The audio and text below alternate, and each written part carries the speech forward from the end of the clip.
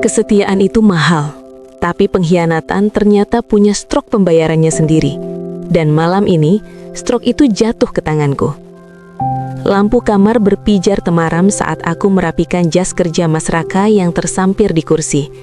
Ritual sederhana seorang istri yang taat. Namun saat jemariku merogoh saku dalamnya, aku tidak menemukan recehan atau kartu nama klien. Jariku justru menyentuh secarik kertas kecil yang licin. Sebuah struk perhiasan dari toko emas ternama di pusat kota. Jantungku berdegup kencang saat membaca rinciannya. Kalung emas putih 18 karat dengan liontin inisial M. Nafas seolah tertahan di tenggorokan. Namaku Arini, tidak ada huruf M dalam namaku, tidak juga dalam nama ibu mertuaku. Namun ada satu nama yang langsung menghantam benakku seperti gada besi. Maya, adik kandungku sendiri yang baru saja merayakan kelulusannya. Arin, kenapa kamu masih berdiri di situ? Suara berat Mas Raka memecah keheningan. Dia baru saja keluar dari kamar mandi. Handuk melilit pinggangnya dengan sisa uap air yang masih menguap dari kulitnya. Aroma sabun yang maskulin biasanya menenangkanku. Tapi malam ini, aroma itu terasa mencekik. Aku segera mengepalkan tangan, menyembunyikan struk itu di balik telapak tanganku yang mendadak dingin dan berkeringat. Enggak mas, cuma cek kalau ada struk laundry yang ketinggalan. Kamu mau kopi? Mas Raka berjalan mendekat. Senyumnya tampak begitu tulus. Sebuah topeng yang sangat sempurna. Dia mengusap pipiku lembut. Boleh? Oh ya, besok Maya katanya mau datang menginap beberapa hari. Dia butuh bimbingan dariku untuk revisi skripsinya. Kamu nggak keberatan kan? Aku terpaku. Tatapannya begitu teduh. Namun di balik genggamanku, kertas struk itu meremas hatiku. Liontin M. Apakah itu hadiah untuk adikku karena kelulusannya? Ataukah itu mahar untuk sebuah pengkhianatan yang baru saja dimulai di bawah atap rumahku? Arin, kok malah bengong? Tanyanya lagi. Iya mas, jawabku lirih, memaksakan sebuah senyuman yang paling pahit dalam hidupku. Tentu saja boleh, dia kan adikku. Malam itu aku menyadari, musuh terjauh bukanlah orang asing, melainkan darah dagingku sendiri yang kini sedang bersiap mengetuk pintu rumahku.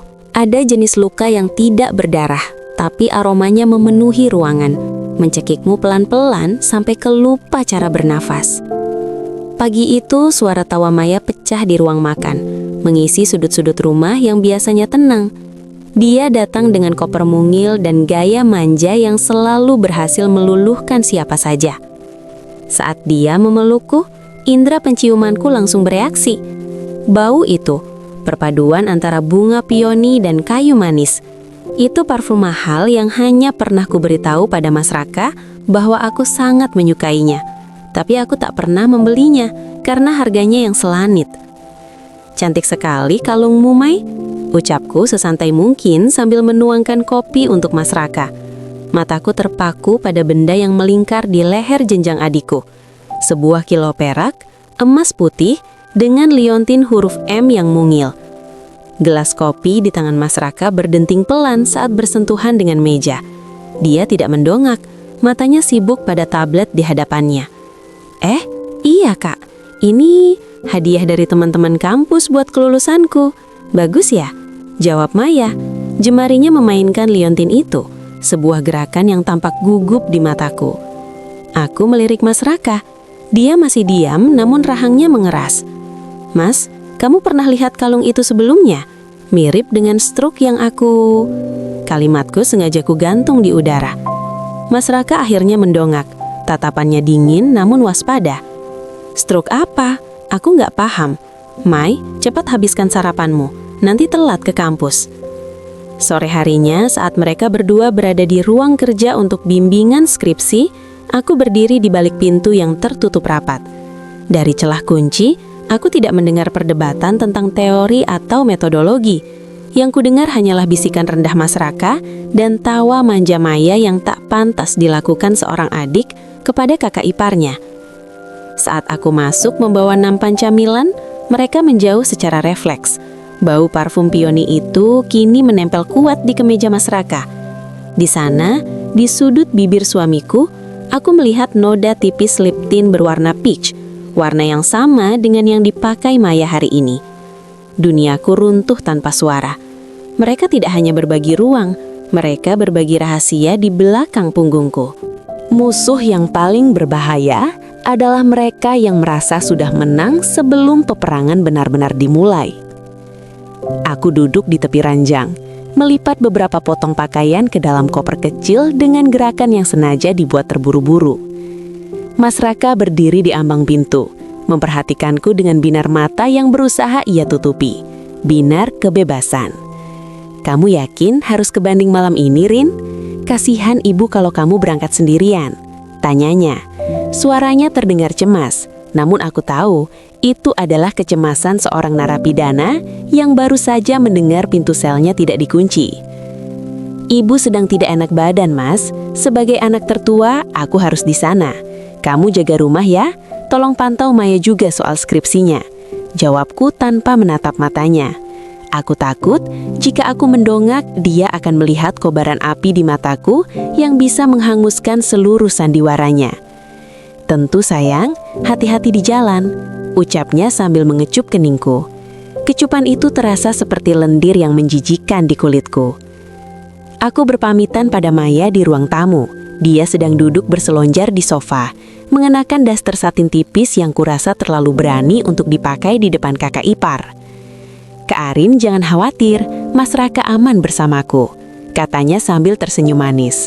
Kalung M itu berkilau, seolah mengejekku. Aku melajukan mobil meninggalkan pagar rumah. Namun aku tidak menuju jalan tol. Aku memutar arah ke sebuah gang gelap yang berjarak 3 rumah dari sana. Aku mematikan mesin, mematikan lampu, dan menggenggam ponselku. Di layar ponsel, sebuah aplikasi pelacak kamera tersembunyi yang baru kupasang di ruang kerja dan kamar tamu mulai memunculkan gambar. Hanya butuh waktu 15 menit setelah kepergianku. Di layar itu aku melihat Mas Raka tidak lagi duduk di depan laptop. Dia sedang menarik pinggang Maya di lorong dapur, dan adikku itu menyambutnya dengan tawa kemenangan. Nafasku teratur, tapi tanganku mencengkeram kemudi hingga memutih. Permainan ini baru saja dimulai, dan aku akan memastikan mereka membayar setiap detik pengkhianatan ini dengan harga yang paling mahal. Beberapa kebenaran tidak hanya menghancurkan hati, tapi juga meruntuhkan seluruh harga diri yang selama ini kita bangun dengan darah dan air mata. Malam semakin larut, dan aku masih membeku di dalam mobil yang gelap. Mataku tak lepas dari layar ponsel yang menampilkan rekaman live dari dalam rumahku sendiri.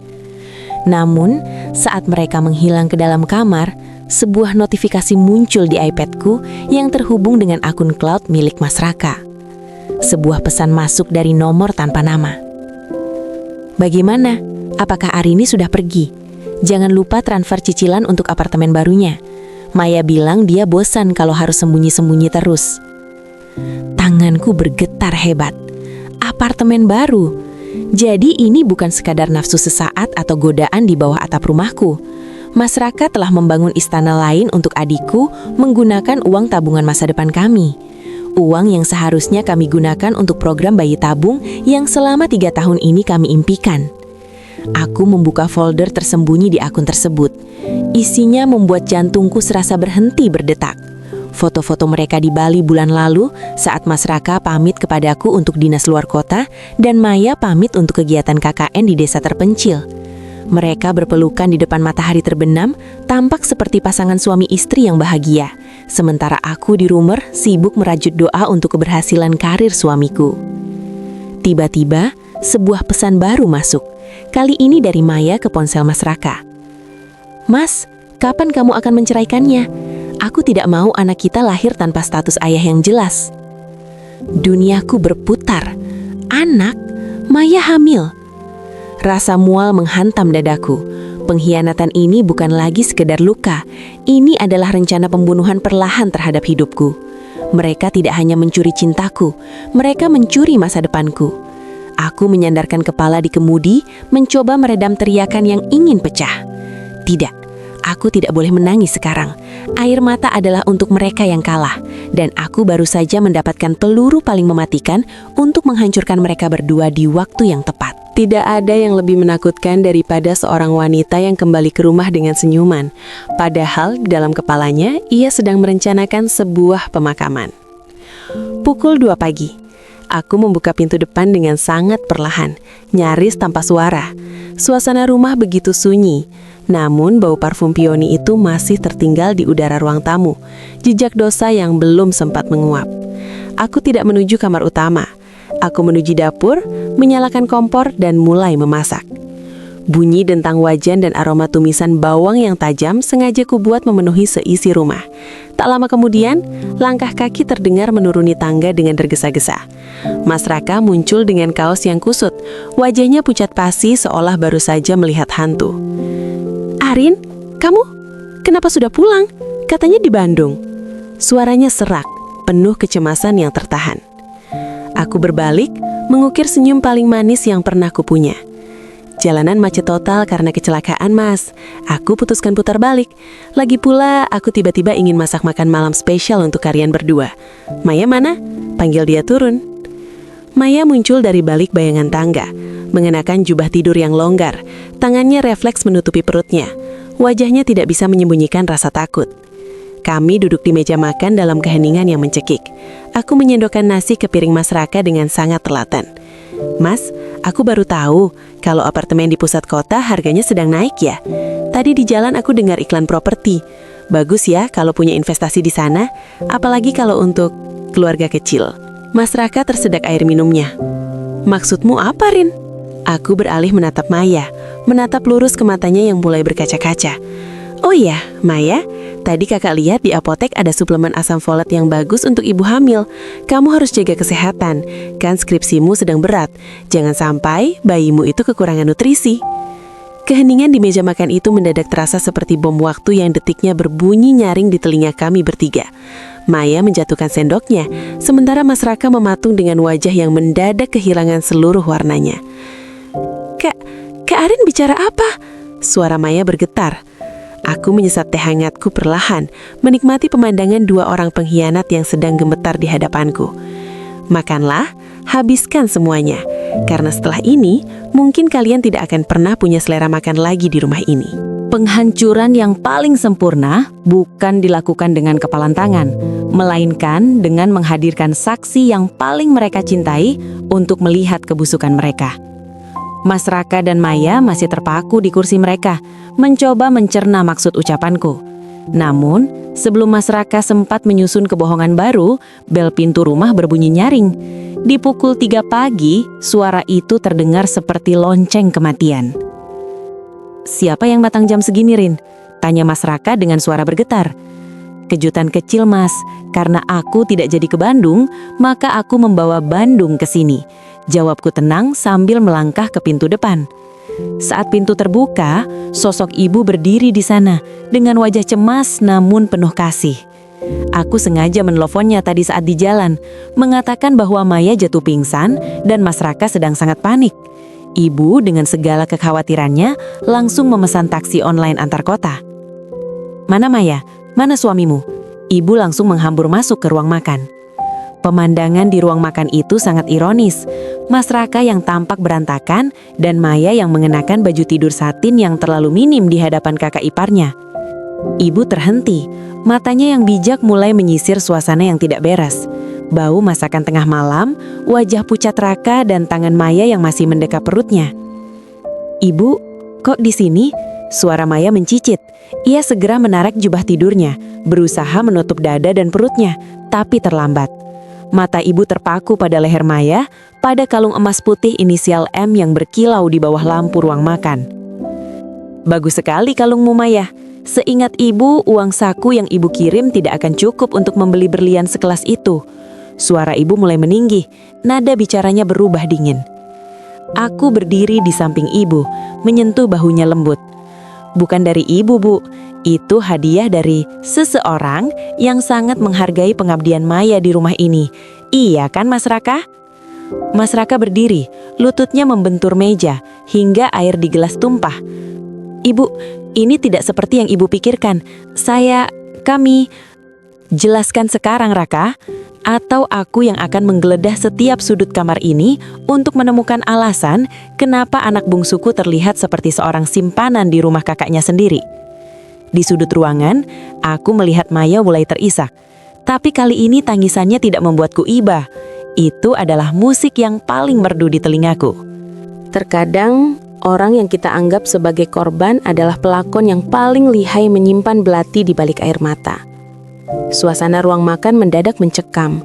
Tangisan Maya yang tadinya lirih berubah menjadi tawa getir yang sangat asing di telingaku. Ia menyeka air matanya dengan kasar, lalu berdiri tegak menantang tatapan ibu dan mataku. Tidak ada lagi adik bungsu yang manja. Yang ada hanyalah seorang wanita yang dipenuhi rasa iri yang sudah berkarat. "Cukup, Bu. Jangan tatap aku seolah aku ini sampah," teriak Maya. Suaranya melengking memecah kesunyian malam. Ia menoleh padaku, matanya merah menyala. "Kamu mau tahu kenapa aku melakukannya, Kak? Karena selama 30 tahun, aku selalu hidup di bawah bayang-bayangmu. Arini yang pintar, Arini yang sukses, Arini yang mendapatkan suami kaya. Ibu selalu memujimu, sementara aku hanya adik Arini yang harus puas dengan barang bekasmu." Ibu tersentak, tangannya menutup mulut karena tidak percaya. Tapi Maya belum selesai.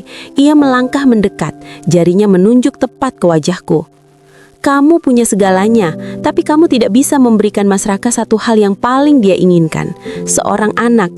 Rahimmu kosong, Kak. Jadi jangan salahkan Mas Raka kalau dia mencari ladang baru yang lebih subur.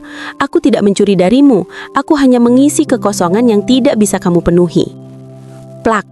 Satu tamparan keras dari tangan ibu mendarat di pipi Maya. Ruangan itu mendadak sunyi senyap.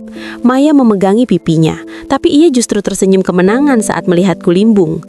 Kata-katanya tentang rahimku yang kosong adalah luka paling dalam yang pernah kusembunyikan, dan dia baru saja menaburkan garam di atasnya tepat di depan suamiku. Mas Raka mencoba mendekati Maya. Tangannya hendak merangkulnya secara refleks, namun ia berhenti saat melihat tatapan tajamku. Di detik itu, aku menyadari satu hal. Mereka tidak hanya berselingkuh karena nafsu, tapi karena mereka berdua merasa aku adalah kegagalan. "Jadi karena itu kalian merasa berhak menghancurkan hidupku?" Suaraku keluar dengan sangat tenang, namun begitu dingin hingga membuat Mas Raka bergidik. "Karena aku tidak bisa hamil, maka kalian merasa boleh membangun surga di atas nerakaku." Aku mengambil ponselku, lalu memutar sebuah rekaman suara yang belum pernah mereka dengar. Rekaman percakapan Mas Raka dengan pengacaranya tentang rencana memalsukan tanda tanganku untuk pengalihan aset rumah ini atas nama Maya. "Permainan belum selesai, Maya. Kamu mungkin memiliki rahim yang subur, tapi mulai malam ini, kamu dan Mas Raka tidak akan memiliki tempat untuk berteduh. Jangan pernah meremehkan kesabaran seorang istri, karena di balik diamnya, ia telah menyiapkan jaring yang cukup kuat untuk menjeratmu hingga ke dasar jurang." Mas Raka mematung saat mendengar rekaman suara itu. Wajahnya yang tadi terlihat berkuasa kini layu seperti kertas terbakar. Di rekaman itu suaranya terdengar sangat jelas sedang menyusun strategi untuk menendangku keluar dari rumah ini tanpa membawa sepeser pun harta gonogini.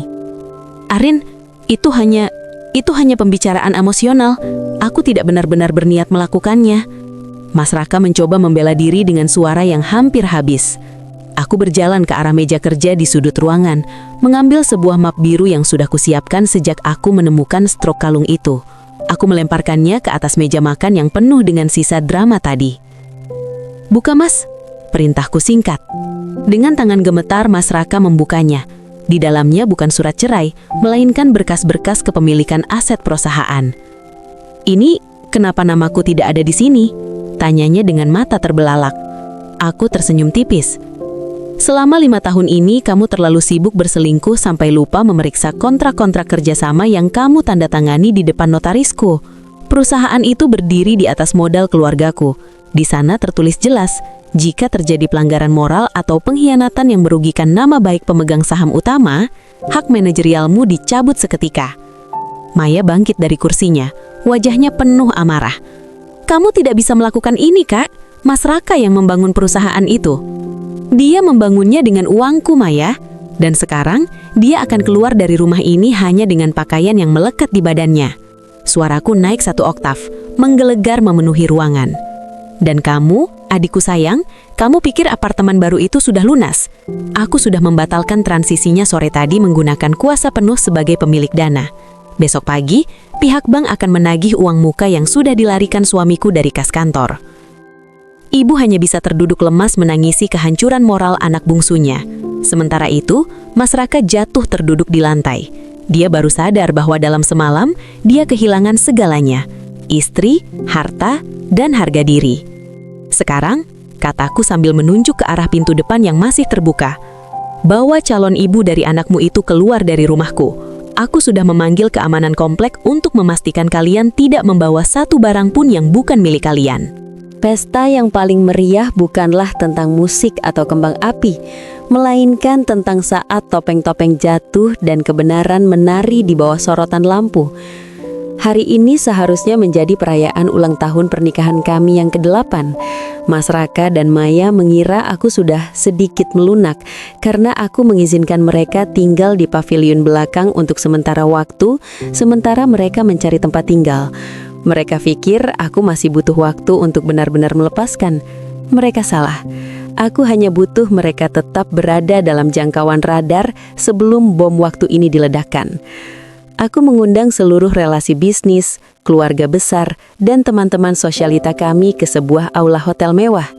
Mas Raka datang mengenakan setelan jas terbaiknya, setelan yang kubelikan tahun lalu, berusaha tetap terlihat berwibawa meski raut wajahnya tampak tertekan. Maya hadir dengan gaun longgar, mencoba menyelinap di antara kerumunan dengan kalung M yang masih melingkar di lehernya. "Terima kasih sudah hadir," ucapku di atas panggung, menggenggam mikrofon dengan tenang. Lampu aula redup. Malam ini aku tidak ingin memberikan pidato panjang. Aku hanya ingin mempersembahkan sebuah video perjalanan cinta yang sangat inspiratif. Layar besar di belakangku menyala. Mas Raka tersenyum tipis, mengira itu adalah video kenangan kami. Namun sedetik kemudian, wajahnya membeku. Bukan foto pernikahan kami yang muncul, melainkan kompilasi rekaman kamera tersembunyi, tangkapan layar pesan singkat mereka yang vulgar, hingga foto hasil tes kehamilan Maya yang kutemukan di tempat sampah. Suara desahan dan bisikan pengkhianatan mereka menggema lewat sound system terbaik di ruangan itu. Aula yang tadinya bising mendadak senyap, lalu meledak dalam bisik-bisik ngeri. Ibu mertuaku jatuh pingsan, sementara teman-teman bisnis Mas Raka membuang muka dengan jijik. Aku menatap Mas Raka dan Maya yang berdiri di tengah ruangan, tersorot lampu spotlight bagai pesakitan yang siap dieksekusi. "Selamat ulang tahun pernikahan, Mas, dan selamat atas kehamilanmu, Maya. Ini kado dariku. Seluruh dunia kini tahu siapa kalian sebenarnya." Malam itu bukan hanya pernikahan kami yang berakhir, tapi juga seluruh reputasi yang mereka bangga-banggakan. Aku turun dari panggung, berjalan melewati mereka yang mematung, dan tidak sekalipun aku menoleh ke belakang. Karma tidak selalu datang dengan gemuruh petir. Terkadang, ia datang dalam bentuk keheningan yang menyiksa. Saat kau menyadari bahwa apa yang kau curi ternyata tidak memiliki harga. 3 bulan telah berlalu sejak malam di aula itu. Aku berdiri di balkon apartemen baruku, menyesap kopi hitam tanpa gula. Pahitnya tidak lagi terasa asing, justru menguatkan. Di meja ruang tamu, surat cerai yang sudah disahkan pengadilan tergeletak manis. Aku resmi melepaskan beban bernama Raka. Kabar yang kudengar, Raka kini tinggal di sebuah kontrakan sempit di pinggiran kota, tanpa jabatan, tanpa aset, dan dengan nama yang sudah masuk daftar hitam di dunia bisnis. Dia hanyalah seorang pria paruh baya yang kehilangan taringnya. Dia mencoba menghubungi beberapa kali, memohon ampun dengan alasan hilaf, tapi suaranya hanya terdengar seperti gangguan sinyal yang harus segera dimatikan. Dan Maya, adik bungsu yang dulu begitu angkuh dengan kemenangannya itu, kini harus menghadapi realita yang kasar. Hidup tanpa kemewahan ternyata lebih berat daripada yang ia bayangkan. Tanpa uang Mas Raka, cinta terlarang mereka berubah menjadi medan perang harian. Kabarnya, mereka sering bertengkar hebat karena cicilan yang menumpuk dan beban kehamilan yang tidak lagi terasa romantis saat perut mulai lapar. Kemarin, ibu menelponku sambil menangis. Beliau menceritakan bahwa Maya ingin bertemu denganku untuk meminta maaf. Aku hanya menjawab pelan, "Aku sudah memaafkan, Bu, tapi aku tidak bisa lupa. Biarkan dia belajar bahwa setiap pilihan ada harganya." Aku menatap pantulan diriku di kaca. Rambutku kupotong pendek, mataku lebih bersinar, dan tidak ada lagi beban di pundakku. Aku kehilangan seorang suami dan seorang adik, tapi aku menemukan kembali diriku yang selama ini terkubur dalam pengabdian yang salah. Ponselku bergetar. Sebuah pesan masuk dari sekretaris baruku. Bu Arini, semua berkas ekspansi bisnis ke Singapura sudah siap. Kita berangkat besok. Aku tersenyum. Aku tidak lagi meratapi rahimku yang kosong atau hatiku yang pernah patah. Aku memiliki hidup yang utuh, yang kubangun dengan kekuatanku sendiri. Langkahku ringan menuju koper yang terbuka. Cerita mereka sudah selesai di tempat sampah sejarahku. Ceritaku baru saja dimulai.